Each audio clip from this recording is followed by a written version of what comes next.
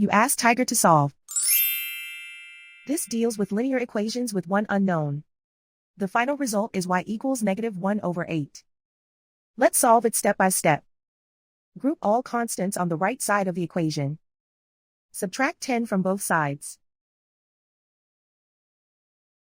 Simplify the arithmetic.